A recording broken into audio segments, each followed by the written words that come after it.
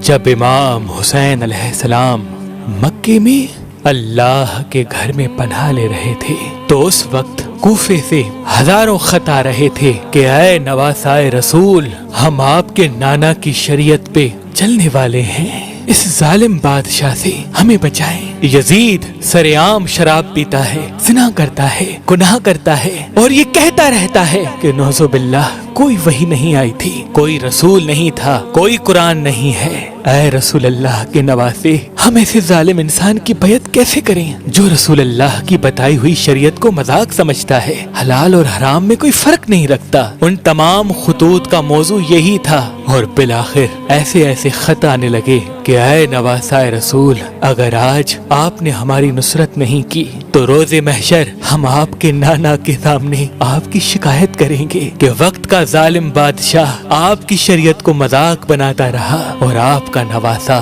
خاموش رہا۔ بس امام حسین علیہ السلام نے ان خطوط کے جواب میں اپنے سفیر مسلم بن عقیل، جو آپ کے چچا زاد بھائی تھے، کوفے کی طرف روانہ کر دیا۔ جیسے ہی بنی ہاشم کا شہزادہ امام حسین کا پیغام لے کے کوفے آیا تو سب لوگ آپ کے ہاتھ میں بیعت کرنے لگے اور بآواز بلند کہنے لگے، لبیک یا حسین، لبیک یا حسین۔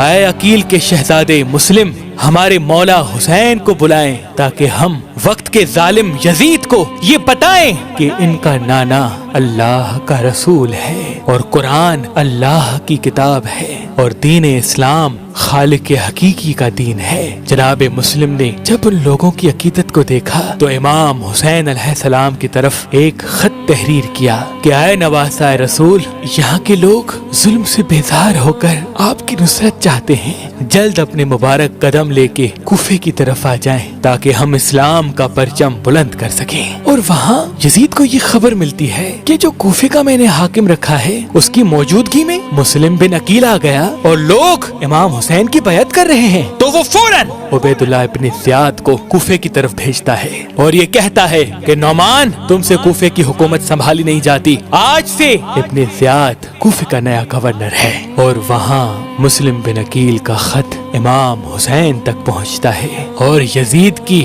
یہی سازش تھی کہ طواف کعبہ کے درمیان ہی امام حسین علیہ السلام کو قتل کیا جائے۔ امام حسین علیہ السلام اپنے حج کو عمرے میں تبدیل کر کے اپنی بہنوں، بیٹیوں اور پورے خاندان کو لے کے کوفے کی طرف رواں ہو جاتے ہیں۔ بس ابن زیاد نے سوچا کہ کوفیوں میں بغاوت کیسے پیدا کریں، تو اس نے یہ نعرہ لگایا کہ جو یزید کی بیعت کرے گا، اپنی تلوار دے گا، اس کو میں اتنا سونا عطا کروں گا کہ اس کی نسلیں خوش ہو جائیں گی۔ جیسے ہی ابن زیاد کی یہ خبر کوفے میں پھیلنے لگی، کوفے کی عورتوں نے سوچا کہ اس سے اچھا موقع اور کیا ہوگا، اپنے مردوں سے کہنے لگیں کہ مجھے تمہاری تلواریں چاہیے۔ تم کو نہیں پتا ابن زیاد تلوار کے بدلے سونا دیتا ہے۔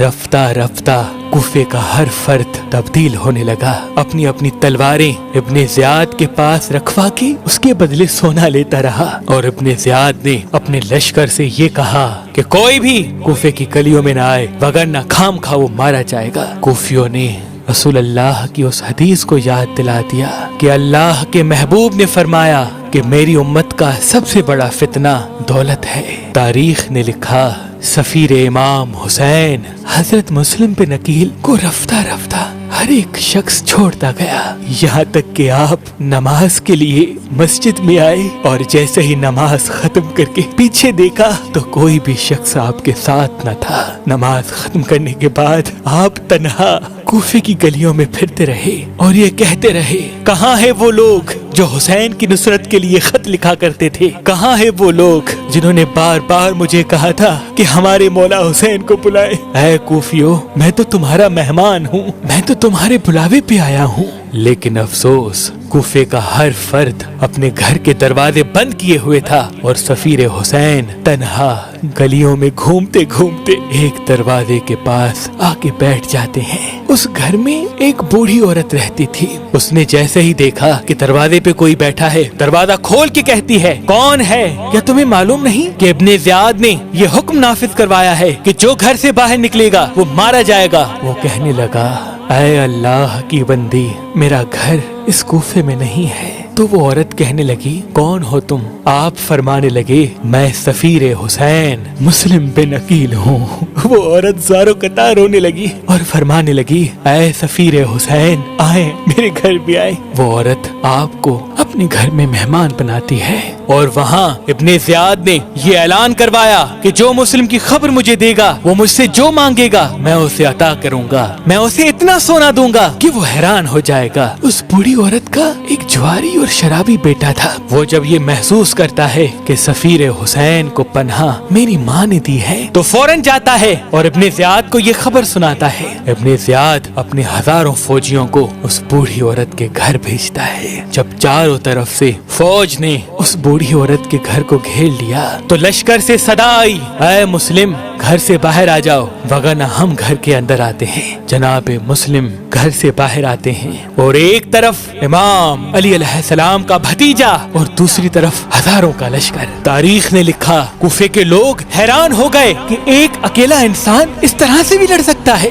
لاشوں پہ لاش گرتے رہے لیکن کوئی بھی سفیر امام حسین علیہ السلام کو پکڑ نہیں پا رہا۔ سب نے یہ سمجھ لیا کہ یہ علی کا شیر ہے، اس سے جنگ میں کوئی جیت نہیں سکتا۔ اتنی دیر میں لشکر کے سالار نے کہا اے مسلم میں وعدہ کرتا ہوں کہ تمہاری ہر بات کو مانا جائے گا، تم گرفتاری پیش کرو۔ بس جناب مسلم گرفتار ہو کر جب ابن زیاد کے سامنے آتے ہیں، ابن زیاد اور دربار کے لوگ آپ کے ایمان کا مذاق اڑانے لگتے ہیں۔ جناب مسلم فرمانے لگتے ہیں مجھے معلوم ہے کہ تم لوگ اپنا وعدہ وفا نہیں کرو گے، لیکن میرے آنے کا ایک سبب ہے کیونکہ میں وصیت کرنا چاہتا ہوں اور میں یہ چاہتا ہوں کہ میری وصیت کو پورا کیا جائے۔ اور پھر آپ وصیت کرتے ہیں کہ میں نے امام حسین علیہ السلام کو خط لکھا ہے کہ وہ کوفے کی طرف آ جائے۔ میری وصیت یہ ہے کہ امام حسین تک میرا یہ پیغام پہنچایا جائے کہ وہ کوفے نہ آئے۔ کوفے والے بے وفا ہیں، دولت کے سامنے بک جاتے ہیں۔ اور میری دوسری وصیت یہ ہے کہ میرے جسم کو تدفین کیا جائے۔ اور میری تیسری وصیت یہ ہے کہ میں 700 درہم کا کوفے میں مقروض ہوں، میری تلوار اور زرہ بیچ کر میرا قرض ادا کیا جائے۔ دربار والے زور زور سے ہنسنے لگتے ہیں اور ابن زیاد یہ حکم دیتا ہے کہ اس سفیر حسین کو محل کی سب سے اونچی چھت سے اس طرح سے گراؤ تاکہ کوفے کا ہر فرد دیکھے کہ ہم نے حسین کے سفیر کا کیا حشر کیا۔ جناب مسلم کو پیاسا محل کی چھت سے گرایا جاتا ہے۔ جیسے ہی آپ چھت سے زمین کی طرف آتے ہیں سپاہی خوش ہونے لگتے ہیں۔ آپ کا سر تن سے جدا کر کے دارالعمارہ کی دیوار پہ لٹکایا جاتا ہے اور آپ کے پاؤں میں رسی باندھ کے کوفے کی گلیوں میں پھرایا جاتا ہے۔ سپاہی ہنستے رہتے ہیں اور آپ کا کٹا ہوا سر مکے کی طرف دیکھ کے یہ فرماتا ہے سلام ہو رسول اللہ کے نواسے حسین ابن علی پر، سلام ہو میرے غریب امام حسین ابن علی پر۔ اور وہاں امام حسین علیہ السلام مکی اور کوفے کے درمیان تھے، آپ نماز پڑھ رہے تھے۔ جیسے ہی آپ کے مبارک کانوں پر حضرت مسلم بن عقیل کا آخری سلام پہنچا آپ کی آنکھیں نم ہو گئیں۔ جناب عباس نے پوچھا اے نواسہ رسول آپ کی آنکھیں نم کیوں ہیں؟ امام حسین علیہ السلام نے فرمایا عباس میرا بھائی مسلم کوفے میں غریب الوطن کی طرح شہید کیا گیا۔ جناب عباس کو جلال آیا، آپ نے فرمایا اے میرے مولا مجھے اپنی دعا سے ابھی کے ابھی کوفے پہنچائیں تاکہ فوج یزید کو بتاؤں کہ حق و باطل کیا ہے۔ امام حسین علیہ السلام نے جناب عباس کے چہرے کو دیکھا اور فرمانے لگے عباس تو زینب کے پردے کا محافظ ہے، تجھے بابا علی نے کربلا کے لیے مانگا ہے۔ اتنی دیر میں آپ جناب مسلم کے خیمے میں آتے ہیں اور جناب مسلم کی زوجہ کو ان کے شوہر کی شہادت کی خبر سناتے ہیں اور جناب مسلم کے بچوں کے سر پر ہاتھ رکھتے ہیں، ان کو دلاسا دیتے ہیں، ان سے پیار کرتے ہیں۔ کتنی خوش نصیب ہے جناب مسلم کی اولاد جن کے سر پہ شفقت کا ہاتھ رکھنے کے لیے کائنات کے امام حسین علیہ السلام موجود ہیں، اور کتنی غریب ہے امام حسین علیہ السلام کی 4 سال کی بیٹی سکینہ جب ان کے پاس ان کے بابا کی شہادت کی خبر پہنچتی ہے تو کبھی شمر تماچے مارتا ہے تو کبھی کوئی خیام چلاتا ہے۔ افسوس ہے کہ جب بھی کسی کا کوئی شہید ہوتا ہے تو زمانہ اس کی تعزیت کرتا ہے، اس کو پرسہ دیتا ہے، لیکن کتنا غریب ہے رسول اللہ کا نواسا حسین جن کی شہادت کے بعد نہ کوئی پرسہ دیتا ہے نہ کوئی تعزیت کرتا ہے۔ لوگ ہنستے رہتے ہیں، خیام چلتے رہتے ہیں، نہ کوئی کفن دیتا ہے اور نہ ہی کوئی لاش دفناتا ہے۔ سلام ہو سفیر حسین جناب مسلم بن عقیل پر، سلام ہو رسول اللہ کے خاندان پر جنہوں نے سب کچھ قربان کر کے اللہ کا دین اسلام بچایا، اللہ کا دین اسلام بچایا، اللہ کا دین اسلام بچایا۔